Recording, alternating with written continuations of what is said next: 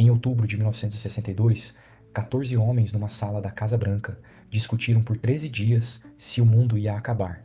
E o presidente que decidiu contra todos os generais só acertou porque, 18 meses antes, tinha sido humilhado publicamente. Essa é a história de John F. Kennedy.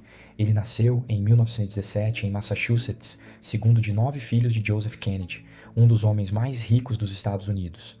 Mas o corpo nunca acompanhou o sobrenome. Kennedy era doente a vida inteira. Em 1947, foi diagnosticado com doença de Addison, uma insuficiência adrenal grave.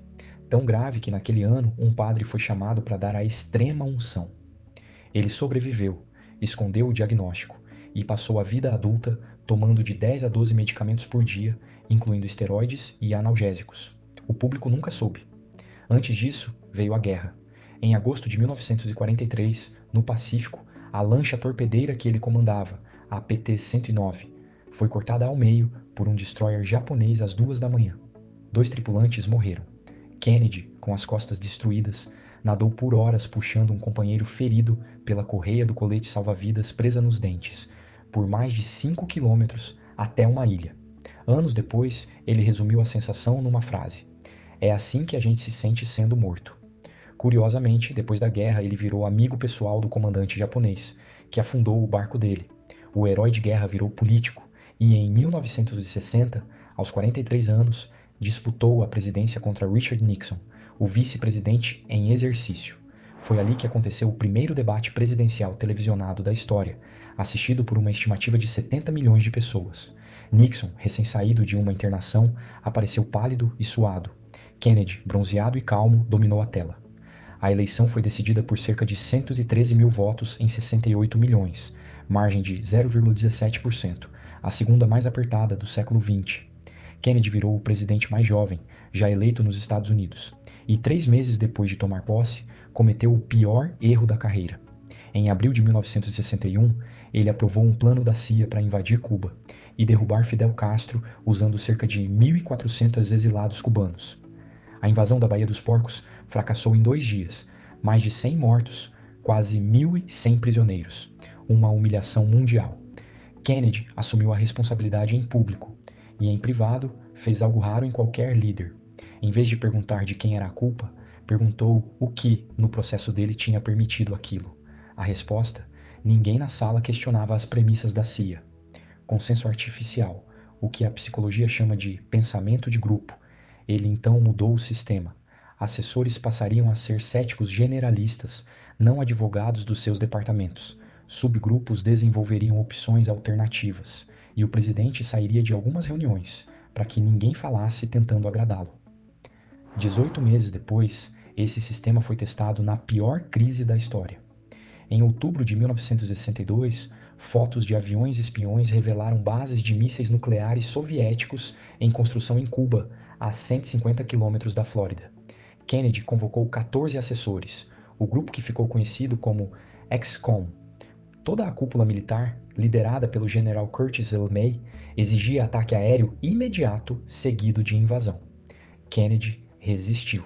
A um assessor, ele desabafou sobre os generais. "Se a gente ouvir eles e fizer o que eles querem, nenhum de nós vai estar vivo depois para dizer que eles estavam errados." Nas gravações secretas da Casa Branca, ficou o raciocínio dele. "Eles não podem deixar a gente destruir os mísseis, matar um monte de russos e não fazer nada." Em 22 de outubro, ele anunciou em cadeia nacional a opção de menor escalada, uma quarentena naval, um bloqueio em volta de Cuba. Os soviéticos recuaram. Um acordo secreto, a remoção de mísseis americanos da Turquia, escondida por anos, fechou a crise. Só décadas depois, o mundo descobriu o tamanho do que quase aconteceu. Já havia 158 ogivas nucleares em Cuba, quando o bloqueio foi imposto, e a inteligência americana nunca as detectou. Comandantes soviéticos locais tinham autorização para usar armas nucleares táticas contra uma invasão. Se Kennedy tivesse obedecido os generais, tropas americanas teriam desembarcado em praias defendidas por ogivas nucleares, e a Terceira Guerra Mundial teria começado ali. O mesmo método de meta impossível apareceu no programa espacial. Em setembro de 1962, na Universidade Rice, ele disse a frase que definiu a década: "Escolhemos ir à Lua, não porque é fácil, mas porque é difícil." Na época, só 42% dos americanos apoiavam o programa.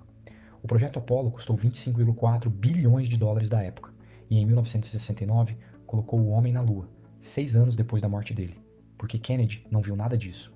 Em 22 de novembro de 1963, foi assassinado em Dallas aos 46 anos. E é preciso dizer, o mito esconde sombras reais. Ele mentiu publicamente sobre a própria saúde na campanha de 1960. Manteve casos extraconjugais documentados, incluindo com Marilyn Monroe, um risco de segurança impensável hoje. E mesmo depois de assumir o erro da Baía dos Porcos, seguiu tentando derrubar Castro por operações secretas. A luz e a sombra andavam juntas. Ainda assim, o balanço financeiro do método dele é concreto. Os 25,4 bilhões do Apollo geraram a indústria de satélites, GPS e tecnologia espacial que hoje movimenta centenas de bilhões de dólares por ano.